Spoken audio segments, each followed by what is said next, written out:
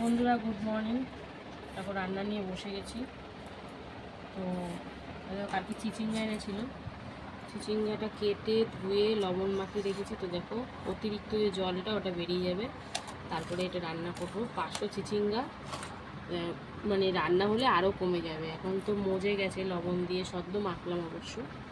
আর এখানে আলু পেঁয়াজ কাটছি, তারপরে আদাও কেটেছি একটু। বাজার থেকে মাছ এনেছে, চলো দেখিয়ে দিই কী মাছ এনেছে। এই দেখো মাছ নিয়ে এসছে, রুই মাছ, আর সাথে মাছের ডিমও রয়েছে। এই দেখো, এই যে মাছের ডিম, রুই মাছের ডিম এটা জানো। তো একদম হালকা পাতলা রান্না করব গরমের মধ্যে।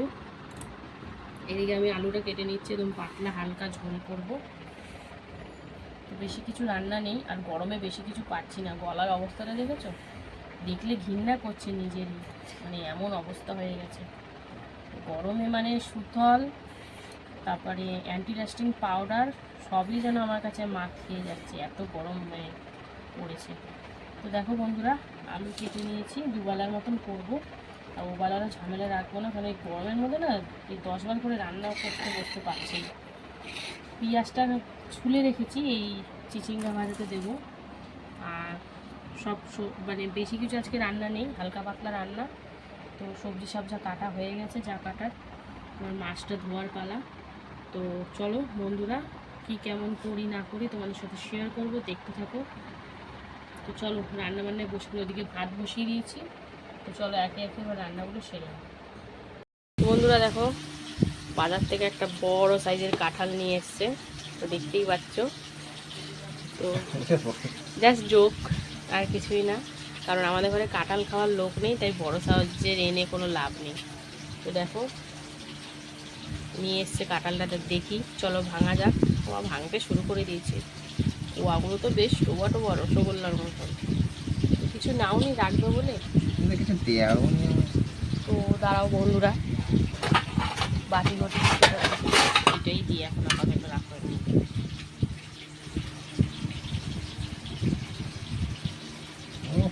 ভাবলাম মনে হয় কিছু থাকবে না, হয়তো এত ছোট কেন। অনেক ভিডিওতে আমরা দেখেছি যে কাঁঠাল ছোট বাবা, এটা একদমই সেই মিষ্টি হবে কিনা কি জানি। খেয়ে দেখো একটা। আমি খাই না, কিন্তু মোটামুটি বেরাবে মনে হচ্ছে কোয়া। ভালোই দেবে। এর দানাগুলোই বড়। ইস, কাঁঠাল খেয়ে মজা হলো না আমার। পিষে কাঁঠাল ভালো লাগে। এই যেন কাঁঠালটার নাম, খাজা কাঁঠাল। খাজাটা ভালো লাগে। হ্যাঁ এটাই তো খাজা। খাজা, কিন্তু এ তো পুরো ছোটো ছোটো সাইজ, খেয়ে মজা নেই। সাইজটা একটু ছোটো দেবে। তো ঠিক আছে, তুমি ছাড়াও, পরে দেখাবো বন্ধুরা পরিমাণটা কতটা বেরালো না বেরালো। তো ছাড়া সুন্দর করে দেখো, দেখতে পাচ্ছ সাইজটা একদম একদম ছোটো ছোটো রসমালাইয়ের মতন। সত্যি দেখো, ছোটো ছোটো রসমালাইয়ের মতো। কি হয়েছে, রসমালাইটা ভালো তো। তো ঠিক আছে, তুমি ছাড়াও, পরে বন্ধুদের দেখাবো পরিমাণটা কতটা হয়েছে। আচ্ছা।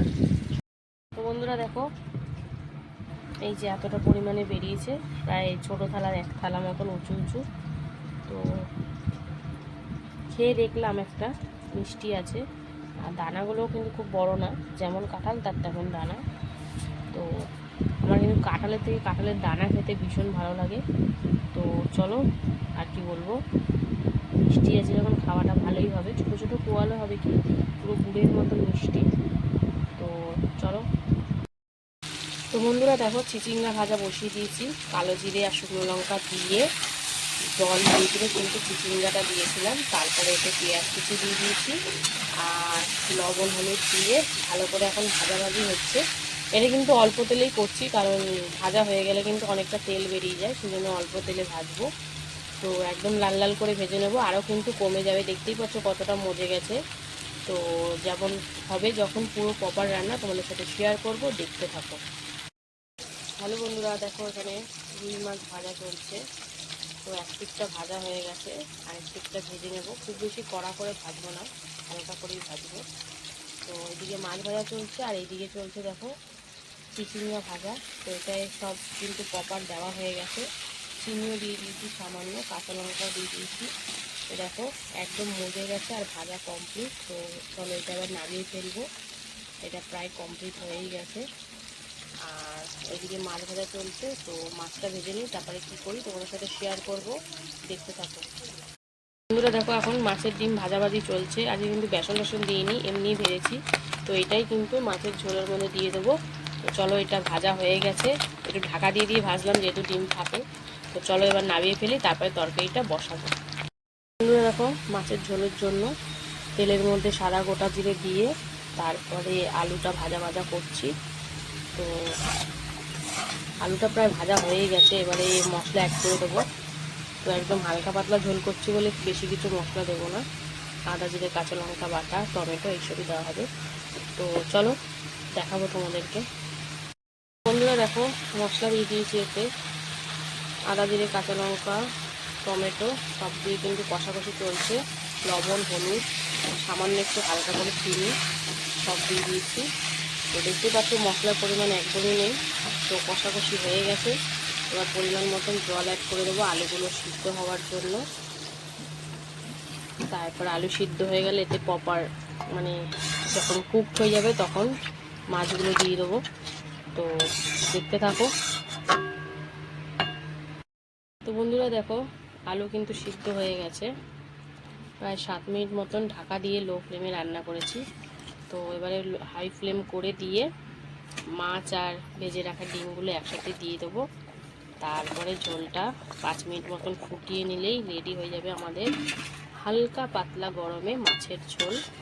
তো দেখো সব সুন্দর করে মিশিয়ে নিচ্ছি। গরমে আর বেশি কিছু রান্না করা যাচ্ছে না, নাহলে ডিমটা একটু অন্যভাবে করলে হতো, আর ভাল লাগছে না, একবারেই সব করে দিচ্ছি, এই মিলিয়ে ঝিলিয়ে খাওয়া হবে।